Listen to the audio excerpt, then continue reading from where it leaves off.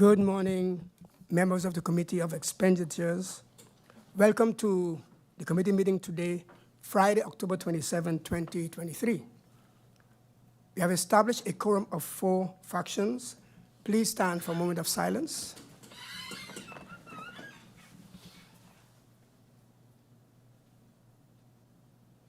You may be seated.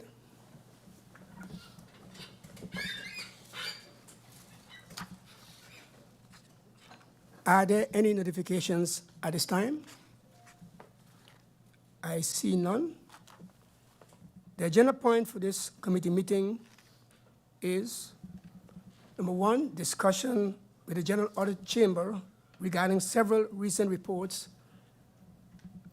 Incommon Stick 467-2022-2023, dated February 20, 2023, Annual Report 2022, General Audit, Incommon Stick 517-2022-2023, dated February 27, 2023. We go over to the agenda point. On February 20, 2023, Parliament received a letter from MP Sita Bijlani requesting a meeting of the Committee of CLU to discuss the above-mentioned agenda, hence the reason for this meeting today. We give the word to MP Bijlani to motivate this agenda point. MP, you have the floor.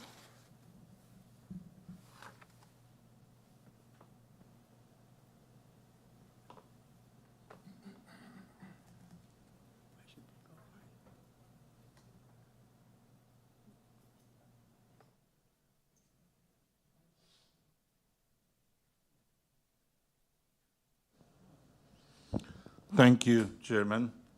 Good morning to you, good morning to the Grafir, good morning to the Audit Chamber members here and my colleagues in Parliament, and good morning to St. Martin. February of this year, I had a meeting with the General Audit Chamber, and there's where we were discussing some reports and some findings and the general yearly report. At that moment, we had discussed that it will be good to have an audience with members of Parliament so they can update certain things in the reports, what they have found. So because of this reason, I asked the chair of country's expenditure to convey this meeting, and hence this meeting today. Thank you, Chairman. Thank you, MP Bijlani. Before I turn the floor to MP Westcott-Williams, I want to apologize for not acknowledging the presence of the members of the General Auditing Chamber. From my left, I can't see the name to the back there, but Charles Peterson, Mr. De Jong, Mr. Gums, and also Mrs. Dahl Oflinger. Welcome to this meeting this morning. I now turn the floor to MP Westcott-Williams. MP Westcott-Williams, you have the floor. Thank you, Mr. Chairman, and a good morning to you, a good morning to my colleagues and our staff here. A good morning to the members of the General Audit Chamber. Welcome to this meeting of Parliament.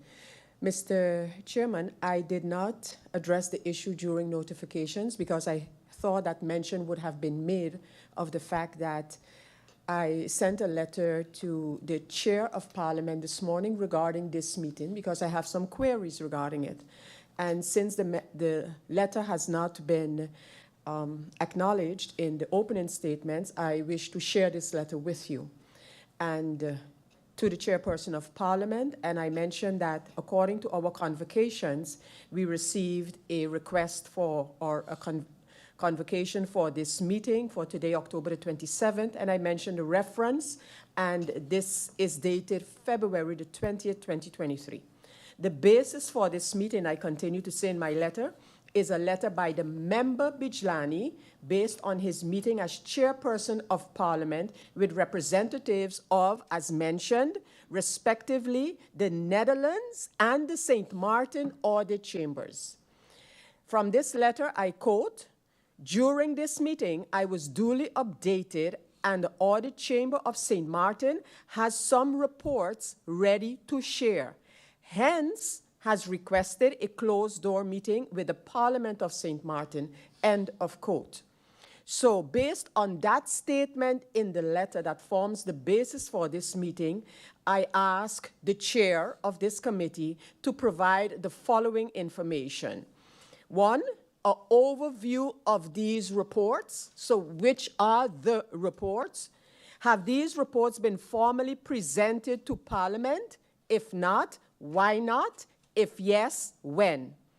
Are they the confidential reports referred to in the annual report of the General Audit Chamber for 2022? And if not, if it is not, then I ask, why was a closed-door meeting of this committee deemed necessary, but no closed-door meeting has been scheduled? So it is clear from the letter that was sent that a closed-door meeting has been requested to provide information of reports. These reports that Parliament was supposed to have dealt with before from the General Audit Chamber and have not done so. So if some light can be shed on this matter, because subsequently, agenda point number 2 is the annual report of the General Audit Chamber of 2022. So I would really like to know what reports shall we be discussing now, and do we get these reports, or have we gotten them before as Parliament? Because as I said yesterday, I think it was in a meeting with the Ombudsman, too often we get reports from high councils of state, such as the General Audit Chamber, Ombudsman, etc., and they just remain here in Parliament, and subsequently we are told, Parliament, you did nothing with these reports. I just want to make sure these reports that we already have in at Parliament and should have scheduled already. So, Mr. Chairman, if you, the chairman of Parliament might have some more information, but I would really like to understand the context of agenda point number 1 of this meeting. And I am quite curious about these reports that have been discussed with the chairperson. Thank you, Mr. Chairman. Thank you, Member of Parliament, Sir Westcott Williams. I look to the chairman of the Chamber of Parliament to see if he has any response to the question that was posed by MP Westcott Williams. MP Bijlani, you have the floor. Thank you, Chairman. Basically, there were points of discussion. There were not many as such reports, but I think I made an error in writing a lot of reports. I shouldn't have mentioned that way. I should have just mentioned there are a lot of points to be discussed, which the General Audit Chamber would like to bring in front with the members of Parliament. Thank you, Member of Parliament Bijlani. I believe there also the MP Westcott Williams mentioned some reports. If the chairman myself had seen them, I think basically what I'll do is have the feed, make a list of those that came in that have to be on my preview, and then probably could see exactly which ones should be discussed, closed, or opened based on the request of the General Auditing Chamber. Yes, MP Westcott Williams, you have the floor. Thank you so much once again, Mr. Chairman. And in connection with your statement, which I totally support, I want to mention to your person that I have a request in to handle the report tax assessments ex officio by the General Audit Chamber. And so I would just like you to keep that in the back of your mind as you requested this listing. As a member, I have requested that report to be discussed by Parliament. Thank you. Thank you, Member of Parliament Sir Westcott Williams. I believe the Audit Chamber might be able to address them. I'm not sure. I'm going to leave it up to you because, again, the request by the MP has to be honored. Any other remarks on the floor? No. Let me turn to my right, and I give the floor to the General Auditing Chamber.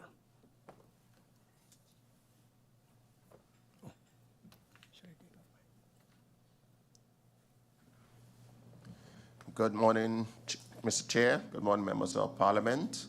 Just for some clarification, we did not get the request for what particular reports would like to be discussed this morning. So the presentation that we have provided, we will be presenting today, is based on our annual report and based on the different reports that we concluded in 2022 that we would get.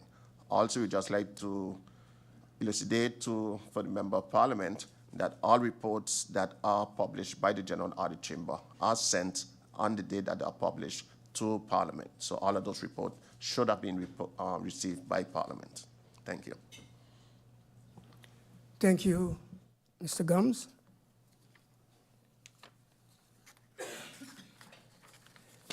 So in essence, what you have said is that those that you requested to present to us this morning, that's the one you're going to do this morning, of course,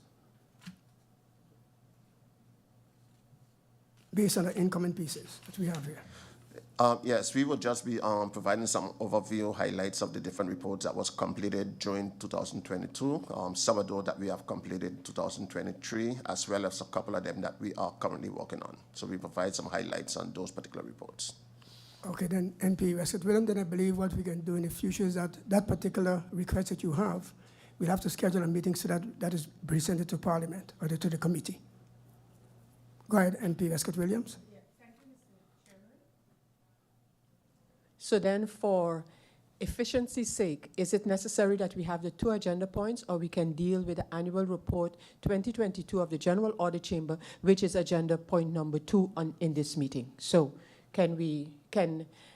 what needs to be presented, will it be under the caption of annual report 2022? Because we have that listed as another agenda point for this meeting. Ms. Kennedy, you want to respond, Mr. Gums? Mr. Chair, yes, we would like to propose that we just do 1 agenda point. It would capture the annual report and those reports that we have in it. Okay, thank you very much, Mr. Gums. Thank you very much, MP Westcott Williams. Mr. Gums, I turn to the right, and you have the floor.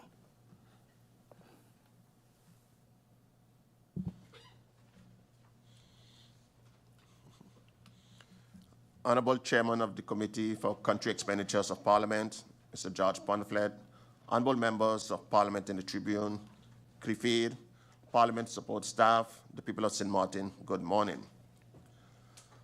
On behalf of the board and staff of the General Audit Chamber, we would like to express our appreciation and thanks to the Committee for Country Expenditures of Parliament for the invitation to appear before you today to provide some insights on our annual report 2022, highlights of our audits, achievements, as well as an overview of some of our ongoing audits.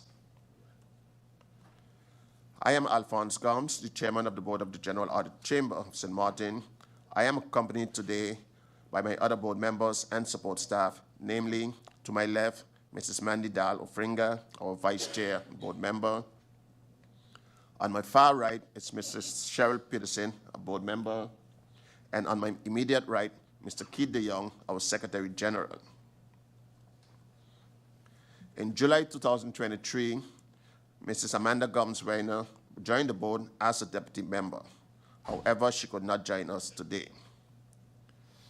We are hoping to be able to provide Parliament with 3 nominees in early 2024 for a second deputy member.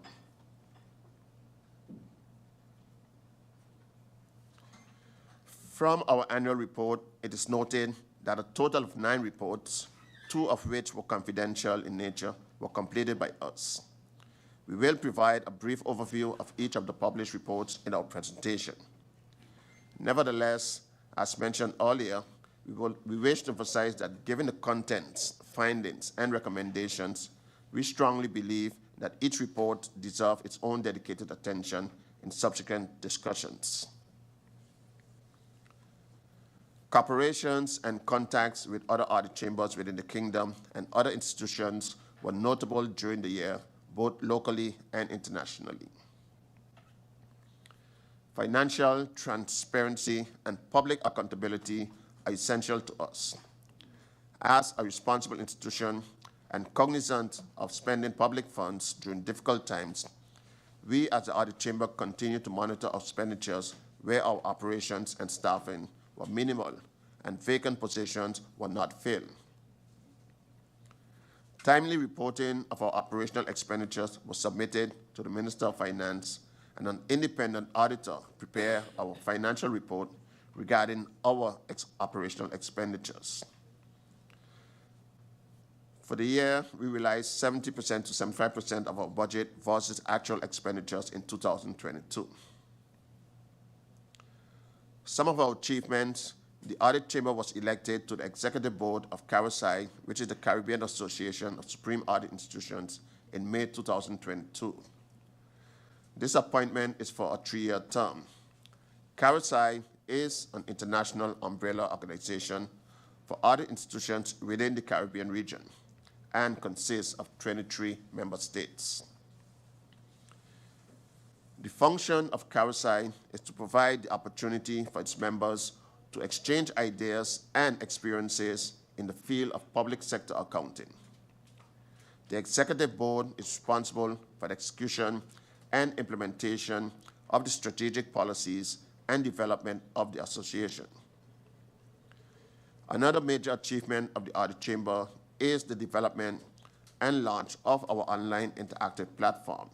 We will present a demo to you during this meeting shortly.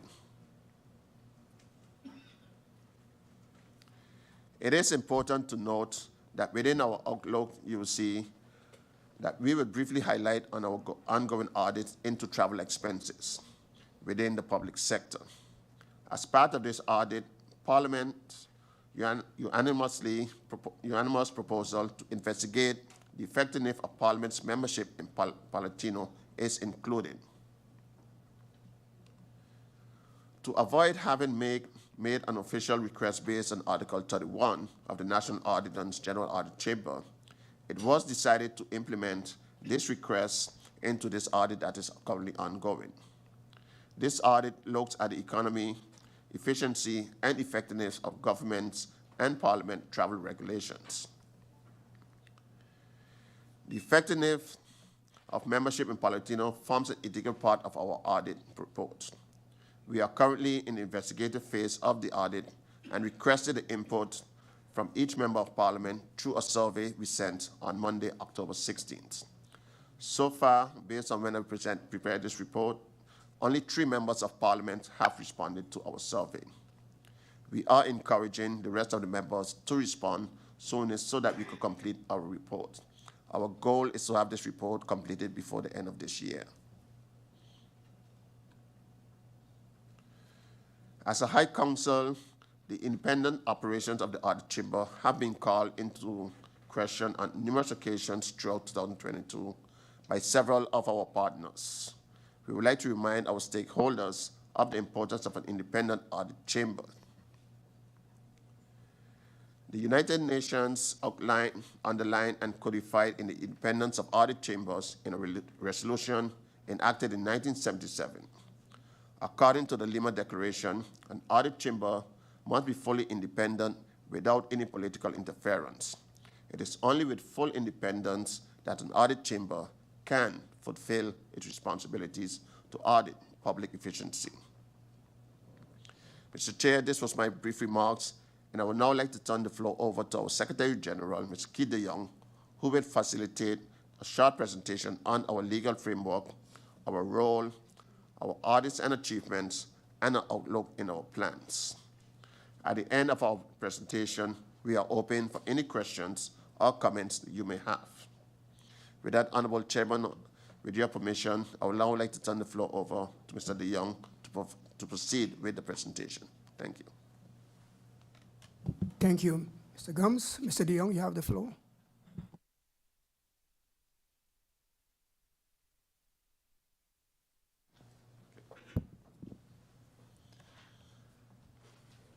Thank you, Mr. Chairman. Good morning, everyone. Before I start my presentation on our 2022 annual report and the several reports that we published in 2022 and 2023, I'd first like to thank Parliament for the invitation to appear before you today. My name is Keith de Jong. I am the Secretary General of the General Audit Chamber. So today we will briefly discuss our legal framework, our tasks and authorities, what is it that we actually do, our 2022 products, our achievements, what's still to come, and we close with a Q&A. So let's get right into it. Just like Parliament, we are a High Council of State. And just like Parliament, we are an independent institution, as my chairman mentioned as well. We are established in the Constitution in Article 74. And our National Ordinance, General Audit Chamber, regulates who does what, when, and how. That's in a nutshell. So our board consists of 3 persons who are in the meeting today. And additionally, we can have 3 deputy members. Board meetings are held every 2 weeks. and meetings are confidential. As my chairman already pointed out, we have one deputy member who was appointed in July 2023, and we are in the process of drafting a new recommendation list for Parliament. And just to clarify, it's up to Parliament to nominate 2 of the candidates from our recommendation list, and afterwards the names go to the Governor and the Prime Minister for final selection.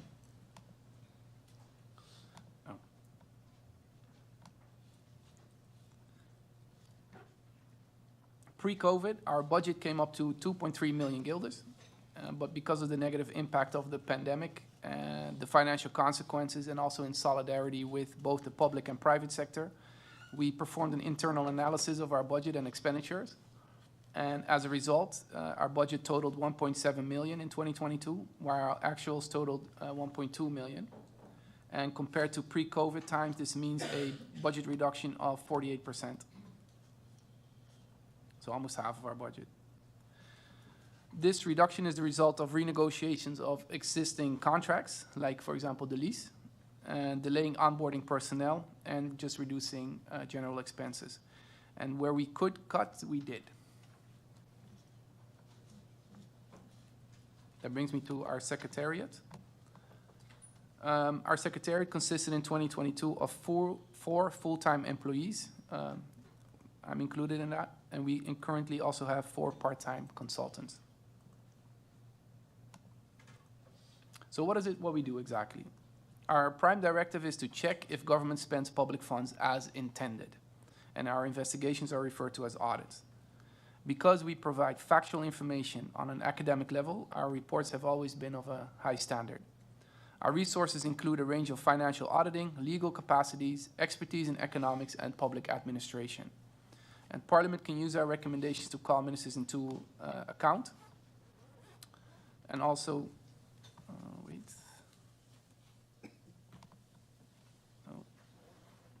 sorry, our presentation got stuck here.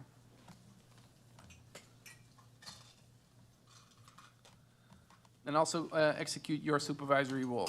Using our reports will improve the financial management of our country, and it's up to you to use them. So why do we audit? Our goal is to provide information to improve public financial management. We identify shortcomings and we recommend improvements. Government auditing is critical to provide an objective assessment whether public funds are managed responsibly. And an audit chamber is an essential institution in a country's accountability chain. By performing an independent check on public spending, we provide credible and timely audit results to Parliament, government, and the general public. The Audit Chamber has always taken a comprehensive view in auditing and the effectiveness, efficiency, and overall performance of government. Persons or entities managing public funds are subject to our audit. They are required legally to provide us with information, and this also includes subsidized entities. We report short and sweet, avoiding technical terms, and we also publish in both Dutch and English to facilitate as much people as possible. If there's no way around it, we will mention a technical term, however, but when you click on that term, an explanation will pop up. So we perform 3 types of audits, which is the compliance audit that deals with the question if the law was followed. The performance audit is where we evaluate whether there's value for money. In other words, was a specific budget used effectively to achieve the intended purpose? And then the integrity audit deals with the integrity of officials in their function. Now, for the 2022 publications, we presented our annual report 2022 within 2 months after the start of the year, and namely in February 2023. And this report contains information about our role and our tasks, but also about the audits we carried out in 2022, the advices we provided, our staffing, budget realization, and our results pertaining to social media. As my chairman also mentioned, during 2022, we produced a total of 9 reports, of which 7 were published, including the annual report. And confidential reports were the audit on the screening of the process of incoming ministers, and our audit on administrative appointments, which is part 3, in where we found that there are still persons in confidential positions who are not screened and should not, according to us, hold that function.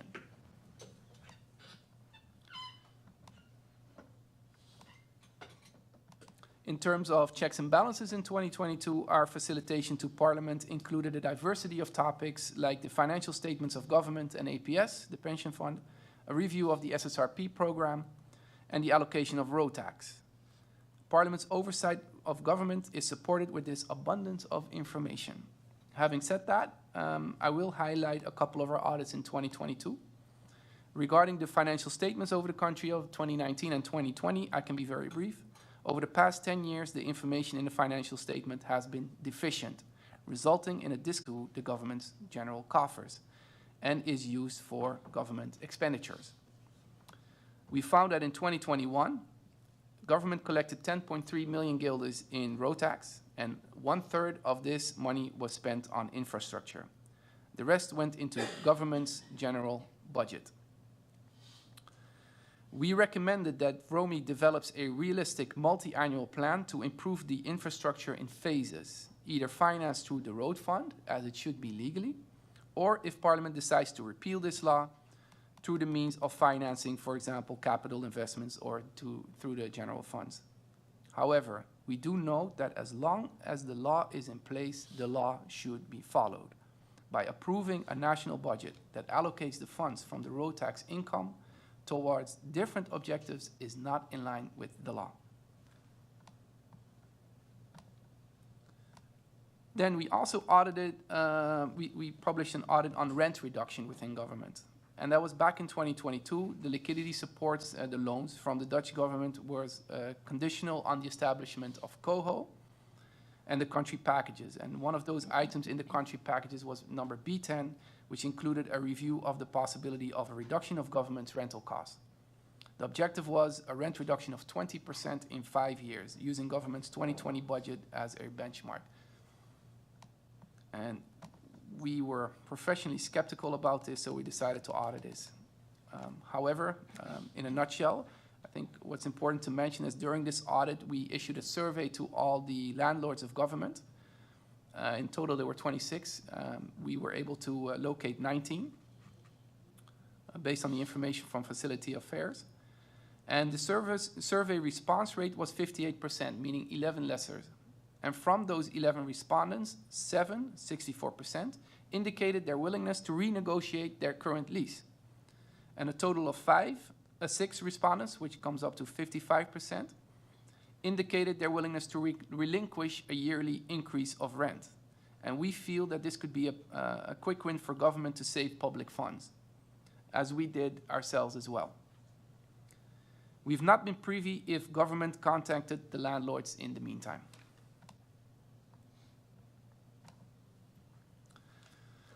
Then our notable achievements. As my chairman already mentioned, from May 15th until 20th, 2022, the Karasai Congress was held in Aruba, and this conference is held every 3 years in the host country of the president-elect, in this case, Aruba. And for the first time, the General Audit Chamber of St. Martin is represented in the Karasai Executive Board, consisting of 5 member countries, which is not only good for us as a General Audit Chamber, but good for the country in general. Oh, I'm going a bit too fast here.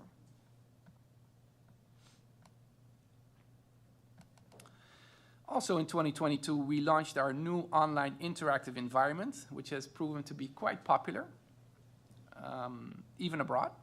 And this is an interactive platform where the user can click on different icons to get information on a specific subject.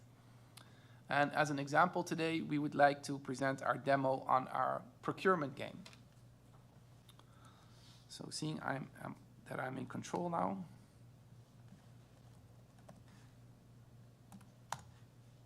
With the presentation. So this is our website, and here you go to our interactive environment.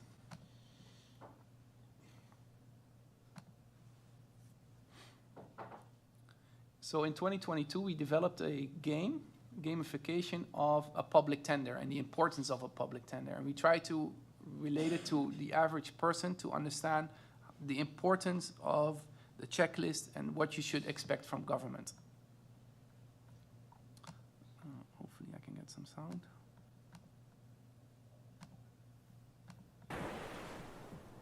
obviously feel free to visit our interactive environment as well. So here the user starts and the phone is ringing, and you can pick up the phone.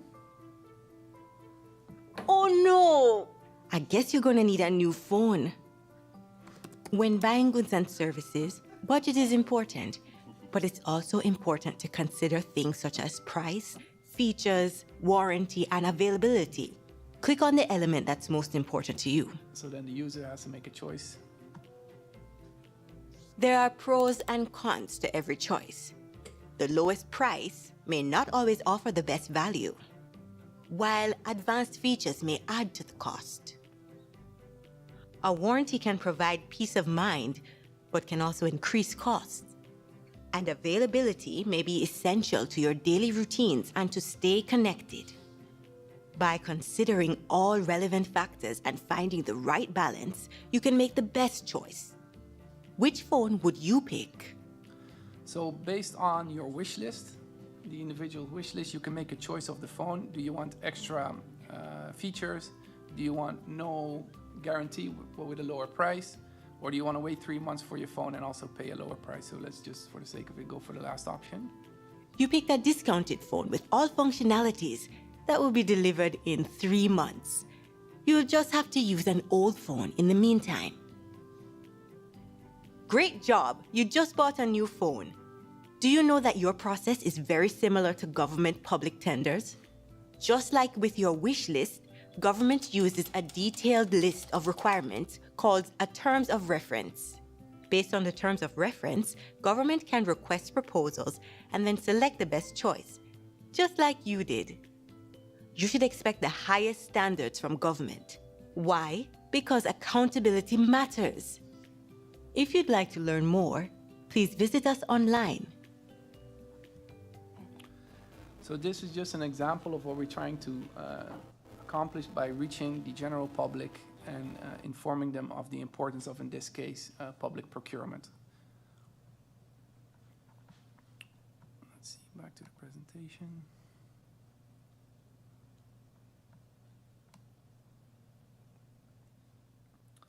And the purpose of this game is twofold. One, we wanted the general public to realize the importance of procurement, public procurement, and that you should expect the highest standards from government, the same standards that you expect from yourself when you're buying a phone, and the considerations that you make.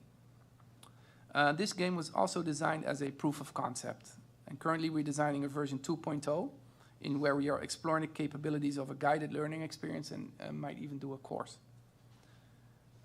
So that procurement game would be a part of a larger online environment.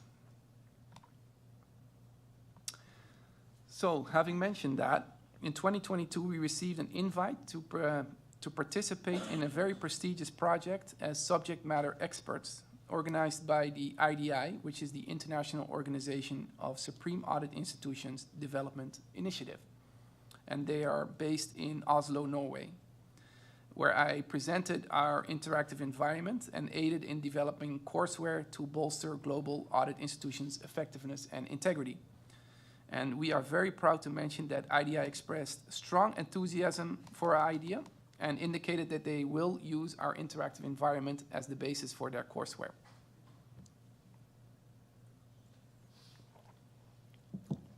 So it didn't stop there. The European Organization of Supreme Audit Institutions, EuroSci, publishes an annual EuroSci magazine containing contributions from members of the organization on their experiences and their ideas concerning auditing and public resources and expenditures. And earlier this year, we received an invite to submit our content for their magazine. And we responded by sharing our contribution, which was centered around our interactive environment. I actually just got a message saying that the latest EuroSci magazine has been published and where we are featured. So safe to say that we are very proud of this achievement, which reflects again well on both the General Audit Chamber and St. Martin. And last but not least, we also changed our look in 2022. It's your hard-earned money that keeps the government running. But how do you know if your tax money is spent efficiently? Look no further than the General Audit Chamber's new website. Access information using 4 easy buttons to learn more about who we are, view our latest reports, share your opinion about how your tax money is spent, search our database for previous reports, and visit our interactive environment where you'll find games, quizzes, surveys, and videos on the importance of public accountability. But there's more. Be the first to learn about our audit findings and receive exclusive info by subscribing. Visit our website today. Why? Because accountability matters.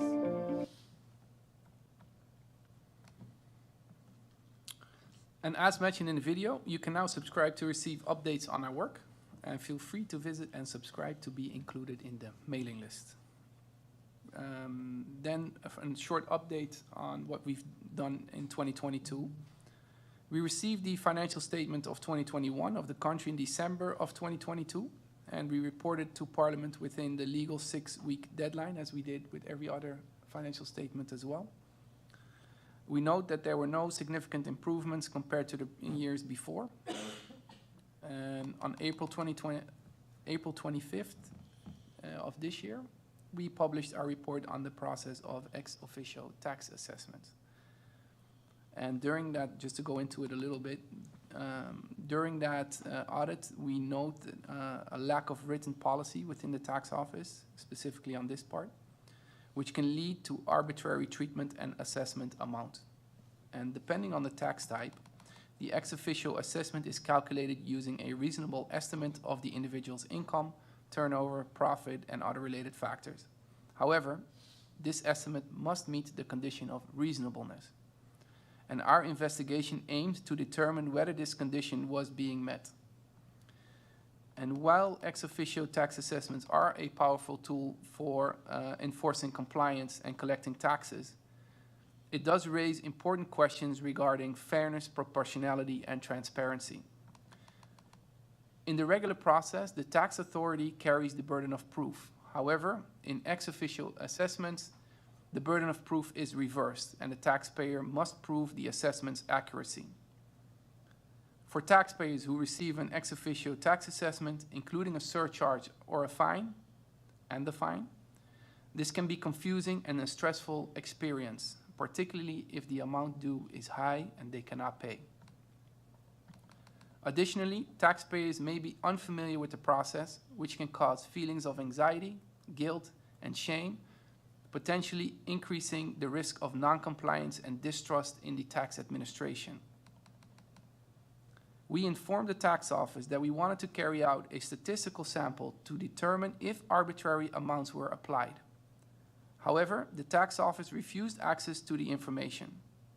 And since we were precluded from sampling, we could not verify that the unwritten but internally known assessment process is applied consistently, with integrity, and without arbitrary discretion. Then for the audit on APS 2022 financial statements, which we recently released last month. I can be very short and sweet. The objective of the reform, in our opinion, has not been achieved.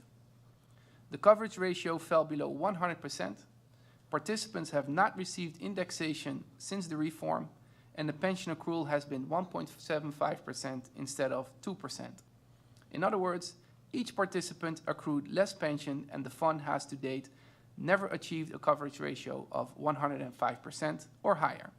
Keep in mind that a decision by APS to provide indexation can only take place if the fund shows a coverage ratio higher than 105%. Then what's still to come? On the screen you'll see the audits that we're currently working on. Actually, we sent you our report on medical assistance earlier this week. And medical assistance, what do we mean by that? That's also referred to as people holding a pro-pauper or pay card. And those are persons who basically cannot afford medical coverage. And our report shows that there are significant problems with medical assistance, such as recurring annual budget overruns of approximately 10 million guilders a year, which is almost equal to the entire income from road tax in 2021. And please note that the expenditures in 2022 totaled around 24.6 million in 2022. And we observed a significant lack of control, a lack of basic information, for example, like how many people actually have a PayPay card. Due to the material impact, we believe an in-depth investigation is warranted. This research can focus on identifying causes behind the exceedance, improving communications, and reporting between the involved agencies. Then there's SMEA. During our audit on the financial statement of APS in 2021 and 2022, we found that APS set up a subsidiary in the form of the St. Maarten Investment Agency, abbreviated as SMEA. We are currently doing the audit, so I cannot mention too much. However, a lot of questions were raised internally about what happened with the money that went into SMEA. What was the business case? Why SMEA was reorganized into SMIC? And if SMEA even still exists. We have quite some unanswered questions, which we hopefully can answer in our audit, and we expect to finish this audit by the end of November. Then we have the audit into travel expenses. In February 2023, we announced our elaborate audit into travel expenses in government and parliament. And we took note of the proposal from Parliament to look into the effectiveness of Parliament's membership in Parlatino. And like my chairman said, instead of having to go through a formal request in the sense of Article 31 of our national ordinance, in where Parliament can request the General Audit Chamber to audit, the board decided to incorporate the proposal, your proposal, into the audit, into the travel expenses, seeing the subject matter. So we concluded the part for government about a month ago, and we are now focusing on the travel from Parliament in 2022, including Parlatino. Again, as my chairman mentioned, you should have received our request to fill out our survey, and your participation will greatly help us in getting a better understanding of your perspectives. And because this is a public meeting and the audit is still ongoing, I cannot go into the details of the audit.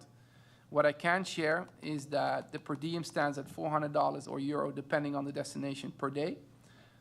The accountability of per diem is not legally required, and that MPs and ministers are allowed to fly first class, and that based on this, we question if the taxpayer is getting the best value for money. As an audit chamber, we try to set the example. Our audit chamber has an extensive travel policy, which indicates that travel is not allowed unless a travel report is drafted explaining why in-person travel is necessary or preferred, and why an online meeting is not possible.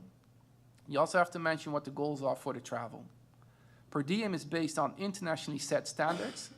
Receipts are kept and accounted for in the travel report, as well as an explanation of if the set goals were met.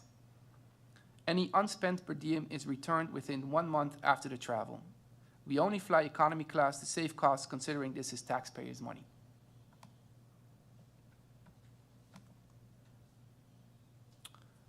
In closing, we want to thank you for your attention, and we look forward to any comments or questions you might have.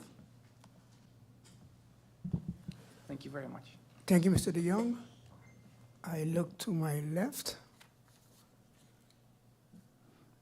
Any questions from members of Parliament? I see Member of Parliament, Mina de Weaver, you have the floor.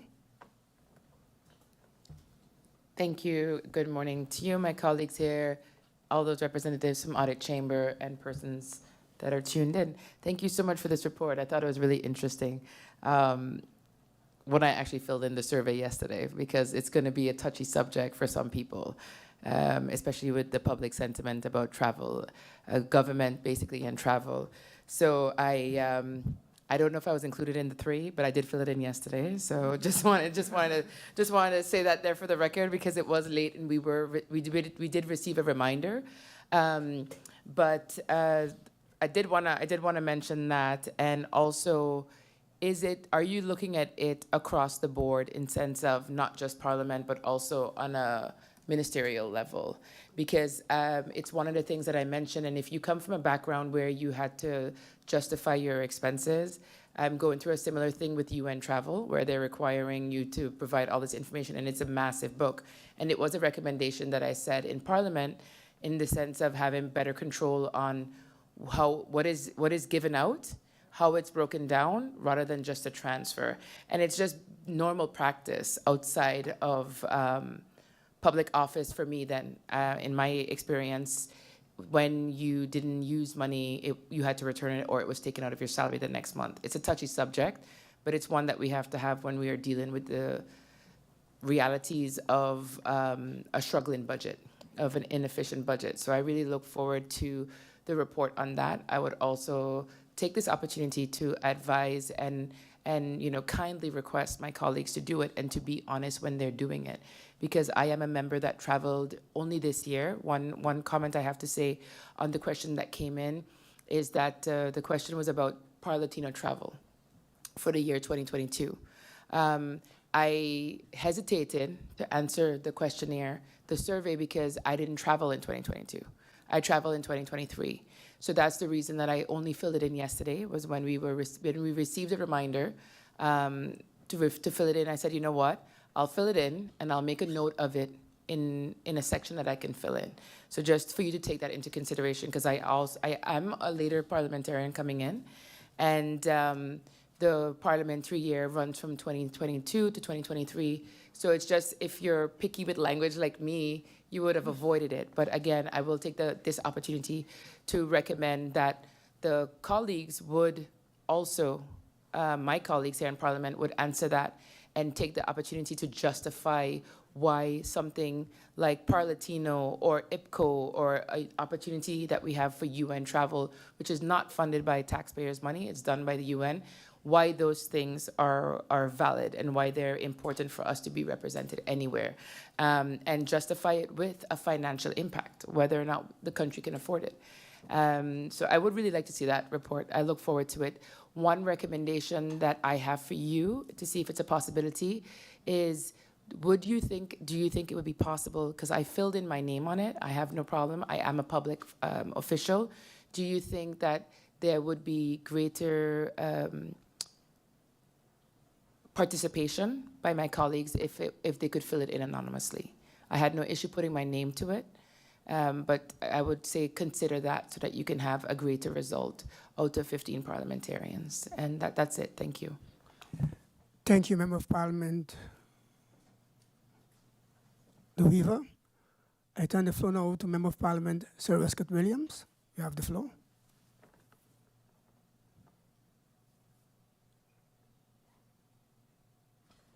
Thank you. Thank you, Mr. Chairman, and my thanks to the General Audit Chamber for the presentation on their 2022 annual account, of course, which we have. And I want to touch on the point that you raised regarding travel costs, and in the case of the Parliament of St. Martin, a specific reference to Par-Latino. And I think that's indeed the largest travel of Parliament. And you might be aware of the fact that some of the questions posed in the questionnaire, which, by the way, I am one of those who have filled in the questionnaire, but one of the issues raised in the questionnaire was about the relevance of Par-Latino, so based on the individual MP's position or sentiment. And I would like you to know that this matter of the relevance of Par-Latino attendance is one of ongoing discussion here in this Parliament. In fact, a decision was made to review that compared to some of the other possibilities for Parliament to travel based on the reasons for travel. So what oftentimes we hear, for example, in Par-Latino, you get many model laws that you can then look at for the country. While I have, personally, I think that other avenues should be sought in terms of Parliament upgrading itself and its members. I think that there are many other and better avenues than Par-Latino. Par-Latino is actually an inherited inherited plan or inherited policy and inherited from the Netherlands Antilles. However, if we look at the sphere of Par Latino, it is much more, it can be better understood in the case of our Leeward Islands, in case of Aruba and Curacao. So I just wanted to bring forward that Parliament itself has had this discussion. What are we getting out of it collectively? Now, I've heard arguments like directed to me, but allow some members of Parliament to rub shoulders. I mean, this was a statement made when I questioned the effectiveness of Par Latino for many of my colleagues. As I've indicated, language is and remains an issue for getting something tangible out of Par Latino. In addition to that, I was the one who proposed, while having, I don't go to Par Latino meetings, but I was the one who proposed that here on St. Martin we have a committee for Par Latino matters, so that when persons come back and so-called, oh yeah, this model law was presented and what have you, at least we could have a discussion on them here. Throw them in Google, as far as I'm concerned, to get a translated version, but so that you can discuss what you can get out of it. However, if that committee has met once, it met a lot of times. So I wanted to put that out there. This is in addition to my answers that I give regarding Par Latino, and this is just from a general concept. And then secondly, I wanted to make mention of the fact that the Parliament of St. Martin has a travel policy.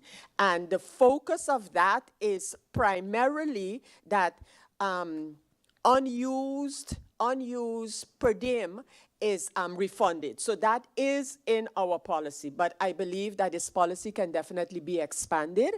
And but we do have some guidelines with respect to the matter of the per diem when it is received. So, and then thirdly, and I don't know, Mr. Chairman, if I want to burden this discussion with my next point, because it is more of our belief, and I do it this way because the belief comes from a faction which is not yet represented in Parliament, but it is our position that we should look very much at strengthening our high councils of state. We really believe when it comes to our local institutions, those need to be our buffer. And in that context, as we look at CFT, for example, and you might have been aware of the discussion. No, you could not, because these discussions have taken place behind closed doors. But at some point, we think we can get out of the CFT debacle, because like I've personally told the CFT members, until the CFT can start to look at our financial situation from a larger perspective, we'll never get to the kind of evaluation that would say, okay, CFT is no longer necessary. And I say this, I give that introduction to ask the question, one of the things that we would definitely need to have, if we even want to think about a future replacement for CFT, would be a sort of a budget chamber. And I know this is not your trajectory as an audit chamber. You look at how things are done. In a budget chamber, you will have a supervision in terms of the execution of the budget. And I can imagine your first reaction might be keep those two separate. But in terms of human capital, would this idea of a budget chamber, is it something that could be aligned with the task of the General Audit Chamber? And Mr. Chairman, as I said, when I was getting to this particular point, I don't want to belabor this discussion where we're discussing the reports, etc. But if from this committee, it can be officially asked of the audit chamber to give us their opinion on that, you know, on a budget chamber, so a type of begrotingskamer, and whether even remotely it can even be considered that that be part. Of course, your task will have to be expanded, I understand that, but if you can give your thoughts on the future creation of a budget chamber for St. Martin. Mr. Chairman, I hope for our SG that I have formulated the request that I would like us to put to the audit chamber, and then how exactly we put it, that can be formalized. So, yeah, so, but just take that for notice, don't, but we will officially, based on the report of this meeting, we can officially put it to the General Audit Chamber and then, you know, get the necessary advice. So, but Mr. Chairman, I thank you for the opportunity to go in and into especially the issue of the travel, considering that it is a current thing. We're dealing with the survey, etc. And I too look forward to the report following the survey and following the survey. Thank you, Mr. Chairman. Thank you, Member of Parliament Sir Rescott Williams. I now turn the floor to Member of Parliament Heilige Martin. Grisha, you have the floor. MP. Thank you. Thank you, Mr. Chairman. Good morning to you. Good morning to my colleagues, and good morning and welcome. And thank you to the General Audit Chamber for your presentation this morning. Earlier, when you were doing the presentation, you saw MP Westcott and I choo-chooing a little bit. That was exactly that, about her last question to you, you know, proposing that. As I'm looking forward to the response on that. Mr. Chairman, through you, just a suggestion, a request actually to you regarding the report on the assessments, the tax assessments. If we could have an urgent meeting on that as soon as possible, just to take note. And secondly, Parlatino, the infamous Parlatino. Now, I've been to nearly every Parlatino meeting they may have in different positions, in different capacity. But coming from the private sector, I found that we would go, come back, and nothing would come out of it. And back when I would travel, I would have to come back and give an account financially of my travel expenses, and also prepare a report of my findings. A couple weeks ago, I sent a letter to our President of Parliament to request. I requested a faction leaders meeting, and for three different agenda points. But one of the main topics of discussion is to discuss us going to Parlatino and coming back with a report to the country. So having a Parlatino committee meeting publicly stating, hey, I went to Parlatino, this is what this is the takeaway from that meeting. So that's something I think we want to maybe consider having it as a policy, because there's some great model laws, but again, like what MP Westcott just mentioned, the language, if you're not well, if you're not clear, if you don't have a good command of Spanish, or you don't understand it, it's a waste of time. I'm gonna be very blunt. And luckily for me, I speak a little bit of Papiamento, but I still struggle understanding sometimes. So I haven't done my survey as yet. I promise to do it today. I promise, and I'll be clear. But yes, there's some pros and cons to it, and I think to give it more substance, I think we should come back and give an account, see what we've learned, what we were able to understand that can be done in St. Martin, what model laws can work.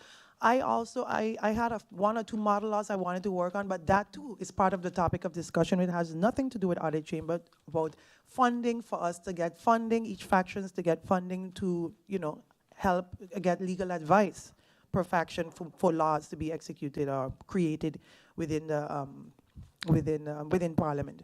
But that's a whole different story. But for that, I just wanted to give my 2 cents on the Parlatino, and also that we can look forward to maybe getting addressing some of the reports that you presented us in the past, and you know, especially now, some of those reports are very important, and I really want to go in depth and in details on those reports. Thank you, Mr. Chairman. Thank you, Member of Parliament Mr. Heilige Martin. With regards to, I believe, the tax assessment report, It is presently with the Minister of Finance. It is income stick, 1077 September. The 6th it was received by Parliament, but I'll definitely follow with the Minister of Finance as we proceed to have that meeting called in order to give the necessary information. And I look to my right, I don't see any more members of Parliament. I look to my right, I give the floor to the Chairman of the Auditing Chamber, Mr. Gums, you have the floor.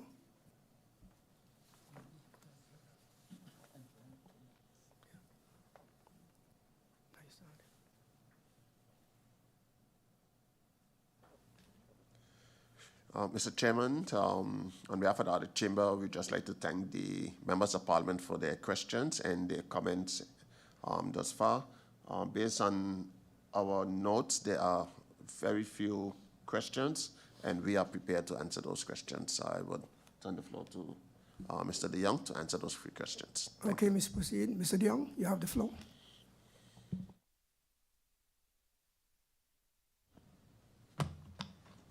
Thank you very much, Chairman.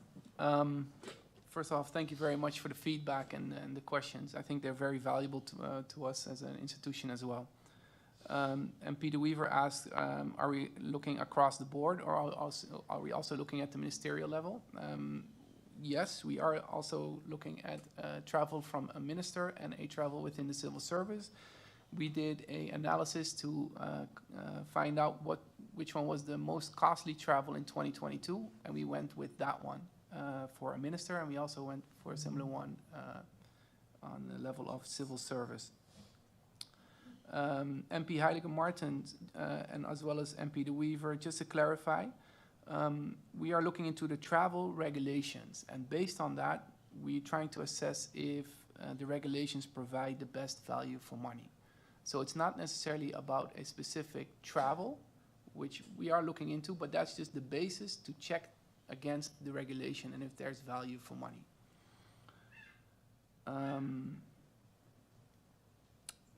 MP De Weaver also asked or had a recommendation for if we would get a greater participation if the survey was anonymous, and we did consider that before sending out the survey. However, the deciding factor to request your name was actually based on the fact that the proposal from Parliament was signed unanimously. So we will also, it's also a finding to see, okay, how many members of Parliament signed the proposal and actually are involved and wanting to be involved in the audit. In the end, you requested us to audit, so we also like to see, okay, what will be the response then? So, Mrs. Westcott-Williams, I appreciate you saying that the questions were also raised in ongoing discussions in Parliament. And I heard you say that a decision was made, and if I'm incorrect, please correct me, a decision was made to review other possibilities. If a decision was made, obviously for our audit, we would love to receive that decision, because it allows us to get a better understanding of the whole picture. Obviously, strengthening the High Council is always good news. Regarding the need to have a budget chamber, and I think we mentioned it before in previous presentations that we did, and we also mentioned it in our reports regarding the financial statements. The goal should be to get rid of, with all due respect, to get rid of CFT. And how do you reach that goal is to have proper financial management. And in the end, a budget chamber could be definitely a possibility to implement for the country after, let's say, the temporary era of CFT. If a formal request will be provided to the General Audit Chamber, we'll definitely look into that. And also, MP Grisha, you mentioned Parletin. For Parletin, you need to have a good understanding of Spanish. I want to thank you for that audit finding, and we'll definitely keep that into consideration. Thank you very much. Thank you very much, Mr. De Jong. I look to my left. Any other remarks from my colleagues of the committee? No. Before I close this meeting, I want to just remark on the statement that was made by the chairman. I believe it's also a valid one, where these reports, I think you said there are 9 reports that were made up. I think it's important that we definitely have meetings scheduled to handle each report separately in order to be able to get to discuss them in a proper manner. I believe what you requested. I think 2 of them are requested to be closed door report. I think 2 you said requested to be closed door, 2 of the 9 reports. I think, go ahead, you have the floor, Mr. President, go ahead. We would prefer if the discussions are closed doors, because there's certain, our methodology that we use, we want to keep that private and just share with members of parliament. So when we're having our discussions with the committee as the audit chamber, we prefer that these meetings be closed door. Which meeting are you talking about? All 9? All, yeah. We'll have to discuss that to see exactly how that goes, but we understand your request, but we have to discuss that further to see exactly if we can agree with that request that you've made. Having said that, I want to thank my colleagues of the committee, and also, of course, members who are not of the committee for their presence. I want to thank you also for your presentation, your remarks. I think we have exciting times ahead when meetings are held with regards to the country expenditures. Ladies and gentlemen, I come to the end of this meeting. I thank you for your presence. Meeting closed.